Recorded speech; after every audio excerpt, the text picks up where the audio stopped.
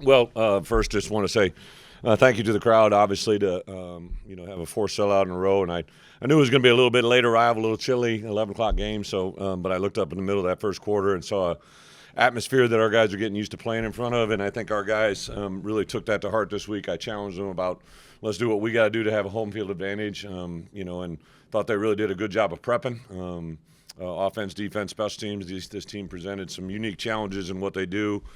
Greg and his crew, from a special team standpoint, bring a lot of different issues and problems, and I thought our guys answered the challenge special teams wise, even down to that last punt that we obviously executed. And then I think offensively, Barry and his crew to let Luke have those moments, right? And I think 4 different guys caught touchdown passes today, which shows the depth and the ability of that group.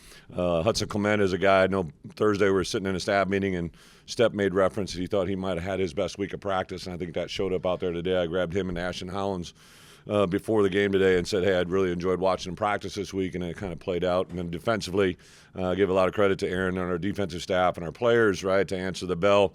This was the Big Ten's leading passer, right, so obviously there were some good things that they have done prior to, but I thought our guys were very aggressive all day. Put them in a couple fourth downs. I know they converted the one early, but even just I thought it was fitting to come down there at the end to have that defensive play to walk off the field was an awesome feeling. So super excited for our program. Obviously a bye week coming at a good time. We can just take this week, take a deep breath, kind of get some of our guys healthy, and then we'll get ready for a 3-game stretch with Maryland here at home. That will be a fun way for us to kind of kick off after the bye week. Hopefully change the results from bye week 1 to bye week 2 in that regards, but we'll take some time here to do what we got to do and get on track. So with that, open up for questions. During the game on radio, we brought the aggression to them on defense. As you diagnosed everything in the days leading up to this game, why did you feel man, more pressure? Well, 2 things. I think we played some man, showed some 2, came out of it. They're very diligent in what they do. I thought their offensive coaches, have been successful at kind of converting some of those third and mediums, third and longs, and putting themselves in a good position. But I thought Aaron and our crew, we played a little bit of three down early, which I think kept them off rhythm, and then we got them in 4th down. I know they converted that 1 4th and 3 early, but for the most part, we got off the field on 3rd down, which was a good part of the game. Do you feel like 9 pass breakups in the back end? Yeah. What do you see from the coverage? Yeah, I kind of I give a lot of credit to Corey and Aaron. Like we talked about contesting the ball, we knew where routes were. Well, you think you know where routes are going to be, and I just thought overall those guys played a little bit more aggression. When I was saying aggressive, I wasn't necessarily talking about the play call, just the way we played, right?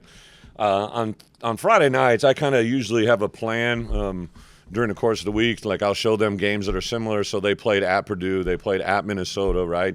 They played at Washington, so some teams we had played, and I kind of show them leading up. And usually on Friday nights, I show them a game that's very similar to ours that was last played.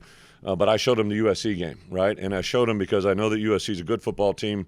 I don't even know. Aren't they playing Michigan tonight? So, I just think USC is a pretty good ball club. And I looked at the way we played that game.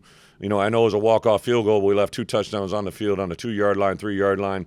And I showed them 6 plays in that game. I showed them the very first play of special teams. I showed them the last play of special teams, first 2 plays of offense, first 2 plays of defense, and just the way our guys were flying to the football and playing with some attitude and playing with some energy, getting our crowd involved. And I wanted them to go to bed Friday night with the ability to know that they are a good football team that played against good teams and have won. And I think that materialized.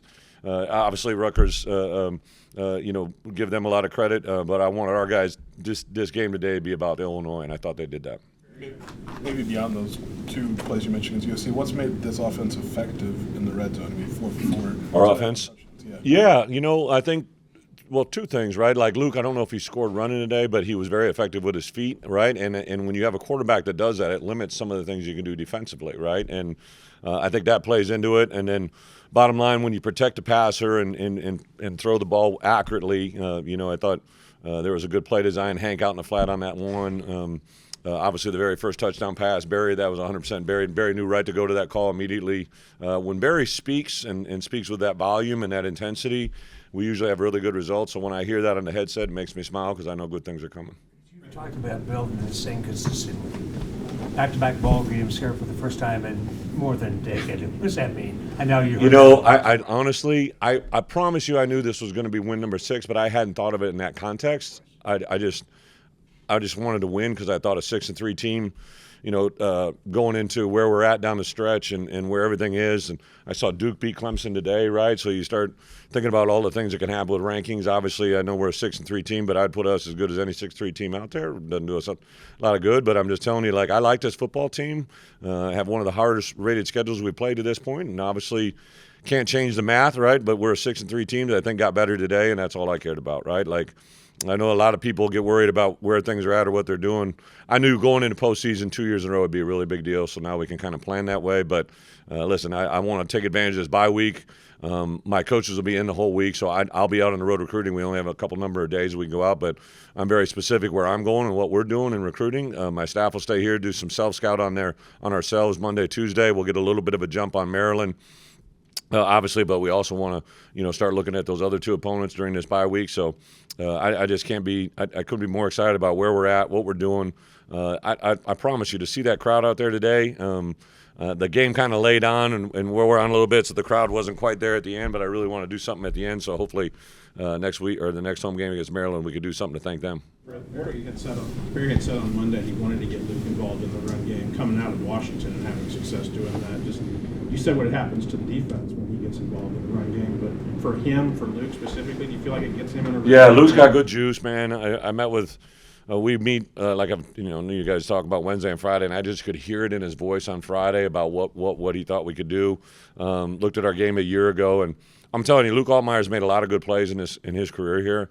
If you go to the last touchdown against Pat Bryant last year in that game, what he did throwing off kilter in the face of a rusher, Paul Burmeister and Jason Garrett called the game. So Paul and I are college roommates, right? Been a buddy of mine for a long time. But Jason and I worked together at New York, and I sat down to visit with those guys last night.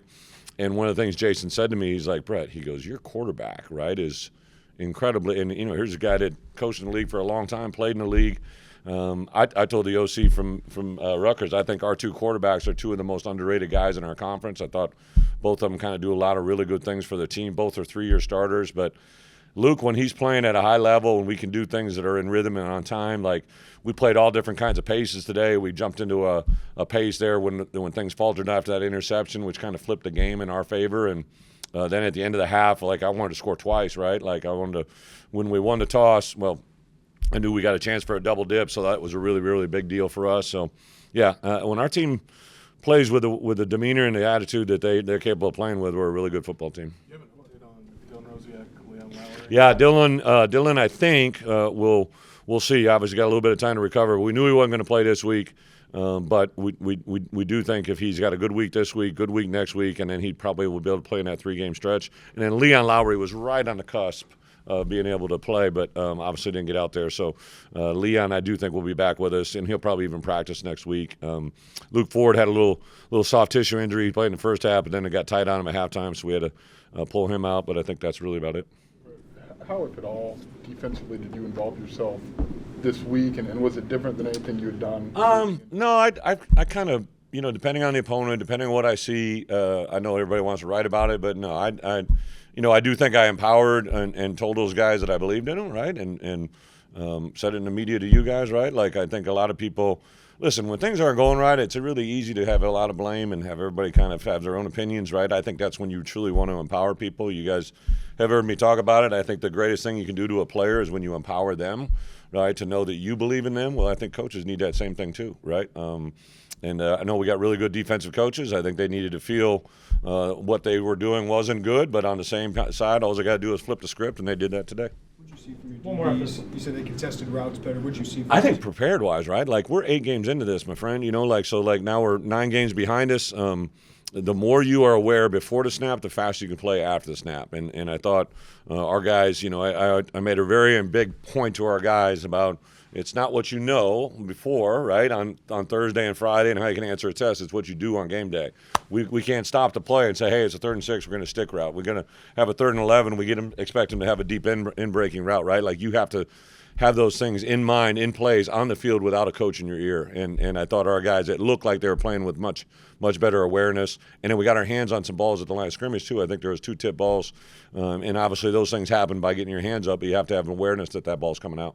The Illinois offense, it's been really successful with some of those creative plays in the red zone, like against USC, Ohio State, and then the play with Luke. Just how has kind of Barry Lunny or the team grown with those creative plays in the red zone? Yeah, Barry, just, again, he's a former quarterback. I think he's got a creative mindset.